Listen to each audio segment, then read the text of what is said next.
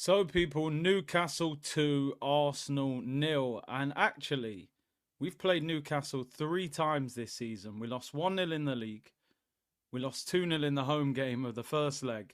And we've just lost 2-0 in the away leg. So, in a total of 270 minutes, we've got 0 goals against Newcastle while they've scored 5 against us. Just a little stat there to get you going, people. Another Eddie Howe masterclass over Mikel Arteta.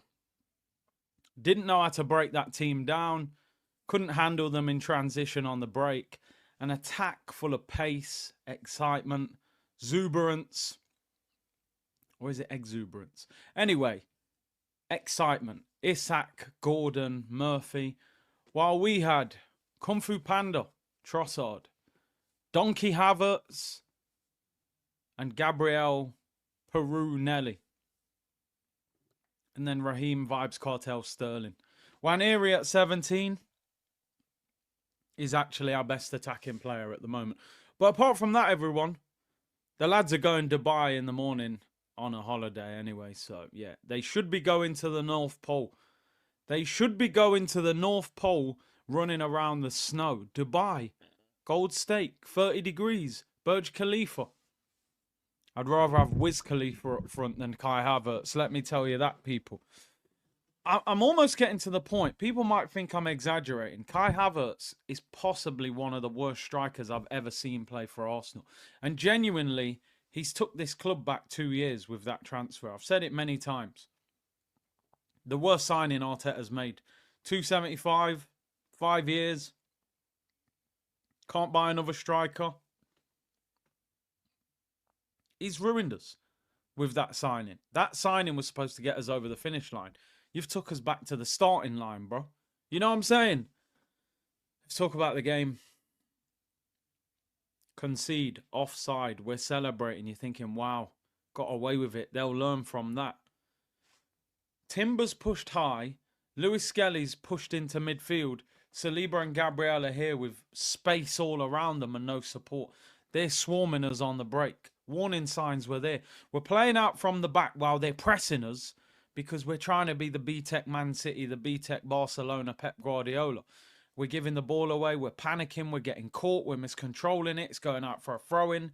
It was inevitable what was going to happen. So we concede. We get away with it. Offside. Cool. Maybe you'll learn from that. Martin Odegaard. I've called him pillow foot for the last 4 weeks. 12 yards out. Unmarked. Hits the post. Can't even hit the target. 60 seconds later, Newcastle are in front. Saliba can't shoot.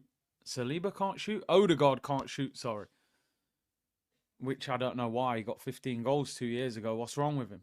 Saliba, so casual. The way he challenges Isak. Isak gets in front of him, nicks it round him, gets the ball back, runs away from him. Hell of a shot, hits the post. Gabriel is not marking Murphy on the rebound. He taps it in 1-0 down. We've now got a mountain to climb. We've now got an absolute mountain to climb, and then David Raya, Coca-Cola laureate Christmas, comes back and hands out a gift, overplaying at the back. Rice is under loads of pressure. Don't give him the ball. You give him the ball, he gets caught. He's not somebody that's even great in that situation. But when you're under pressure, you're 1-0 down. He's got somebody right next to him on the edge of the penalty area. Might make sense, Raya, if you go long every now and then, bro, and clip it up the pitch. But no, we're the B-Tech Man City. And you're the B-Tech Pep, the C-Tech Pep. So we've got to copy his style and imitate his style. And we go 2-0 down. Gordon scores. Gordon saying, be humble. In the interview, trolling us. Isak gets man of the match again. Scored against us. In 2 of the games, actually, and had a goal disallowed tonight and hit the post, ran us ragged. Got man of the match. We've got Havertz up front. They've got Isak up front. Yeah, we're meant to be challenging for the title. They're trying to get top 4, make it make sense. But unfortunately, people, there was nobody that matched the profile. Oh, yeah, nobody matched the profile. Because our attack's so good and vibrant that we couldn't find anybody in the whole January window that would improve us or even help us off the bench. We brought on Jorginho, we brought on Marino, we brought on Calafiori, we brought on Sterling, and we brought on Nwaneri. Was that bench supposed to change the game? No disrespect to Nwaneri, because I rate him very highly. But was anybody there going to change that game for us? No. Let's talk about Mikel Arteta. Has to take a lot of blame tonight. Done by Eddie Howe again. Some people are just purely blaming the owners, but Mikel Arteta, you built this squad. You signed 31 players. You built a team that's getting bullied off the pitch by Newcastle. You're dragging off Martin Odegaard after 60 minutes. Your captain, your leader. What kind of captain is he? What kind of leader is he? Why is he getting dragged off after 60 minutes in the biggest game of the season? Why does he tend to go missing in these kind of physical battles, these, hot arenas where we're up against it? He goes hiding. He doesn't perform. Talented player, no doubt. You don't play for Real Madrid for nothing. Does he have that backbone, that mentality, that steel? I'm not sure if he does. Martinelli was an absolute disgrace tonight. Played awful. Looks like he's done his hamstring, so he'll be out for a few weeks. He was shocking tonight. Trossard got bullied by Trippier. Trippier they nearly sold to Everton.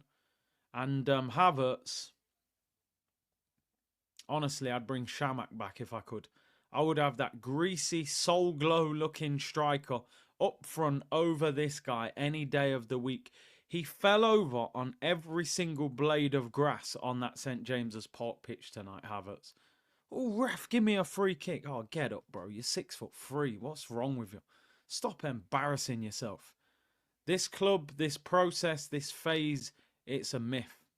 Arteta has maxed out. He's had 2 title challenges. This one's fell off already. We're out of both domestic cups. We're not going to win the Champions League, let's be honest. We get battered by Real Madrid or somebody like that right now. We wouldn't beat Bayern Munich. We wouldn't beat Barcelona. We wouldn't beat Liverpool. We wouldn't beat Inter Milan. There might even be more.